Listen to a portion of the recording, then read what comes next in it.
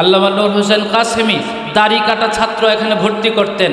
আল্লামা নূর হোসেন কাসেমি এখানে মাস্তান ছাত্র ভর্তি করতেন।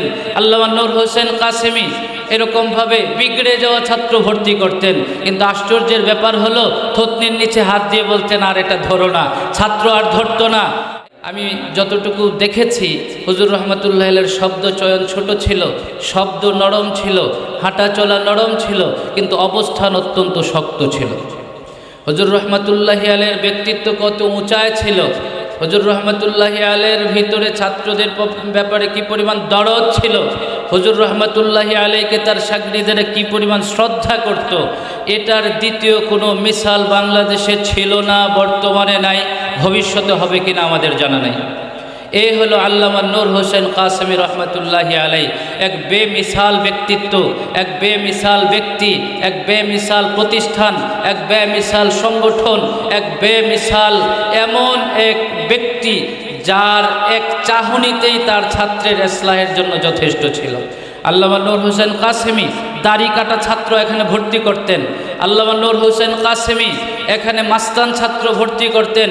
আল্লামা নূর হোসেন কাসেমি এরকমভাবে বিগড়ে যাওয়া ছাত্র ভর্তি করতেন। কিন্তু আশ্চর্যের ব্যাপার হলো থতনির নিচে হাত দিয়ে বলতেন, আর এটা ধরো না। ছাত্র আর ধরতো না।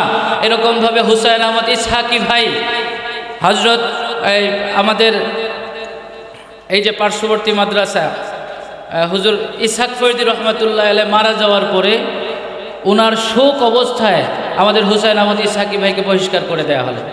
আমি অফিসে বসা ছিলাম, হুসাইন আহমদ ইসহাকি ভাই থাকতে পারেন, উনি আমার বড় ভাই, কেঁদে কেঁদে আসলেন বাড়িধারার অফিসে।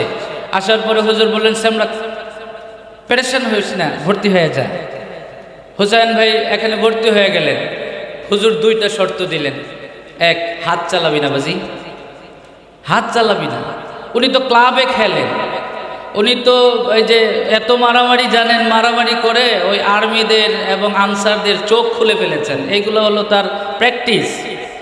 তাকে বললেন যে তুই হাত চালাবি না। এই হলো প্রথম সবক। দ্বিতীয় সবক হলো সেমরা ফারাগাতের পরে সাল লাগাবি। সেই হুসাইন আহমদ ইসহাকি ভাইয়ের সাথে আমার এখনও পরিচয় আছে।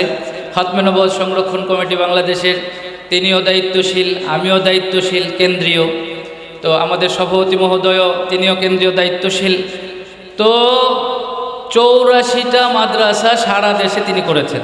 এই উল্টাপাল্টা ছাত্র ইসহাক ফরিদি রহমতুল্লাহ ইন্তেকালের পরে যারা 3 দিন এই মাদ্রাসায় তাকে রাখা মুনাসেব মনে করেনি, সেই মানুষটাকে হুজুর যখন তার চিন্তাধারা ঘুরিয়ে দিলেন, এখন শত প্রতিষ্ঠান তাকে দিয়ে আবাদ হইতেছে।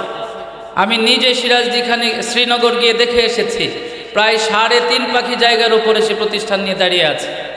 আমি আমার বন্ধুবর মাওলানা আমিনুল ইসলাম কাসেমি মিলন ভাই নামে যিনি পরিচিত, আমাদের অবস্থাই বাকি। বাড়িধারা মাদ্রাসার সবচেয়ে বেকা তেড়া, সবচেয়ে মানে ছাত্রের বাইরে। তো হুজুর রহমতুল্লাহ আলাইহি বলতেন খেলাফে কিয়াস, এদের খেলাফে কিয়াস মানে হুজুরদেরকে বলতেন। কিন্তু এখন একটু দায়িত্ব নিয়ে বলতে পারি, আমরা ঢাকার উপকণ্ঠ মফস্বল সাভারে বাস করি। সাভারের যে কোনো আন্দোলন সংগ্রামে আল্লামা কাসেমির ছাত্র হিসেবে কিন্তু আমাদেরকে সাথে রাখা হয়।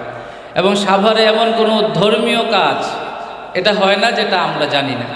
তো স্বাভাবিক কারণেই আমরা যারা এখানে আছি, হুজুর তো হুজুরের কবরের জগতে আছেন, হুজুরের জন্য আমরা ইসালে সওয়াবের দোয়া করলে আলহামদুলিল্লাহ ভালো, যদি দোয়া নাও করি তাহলে এই যে আমাদেরকে গড়ে গেলেন এই একটা নেকি হুজুর প্রাপ্ত হবেন।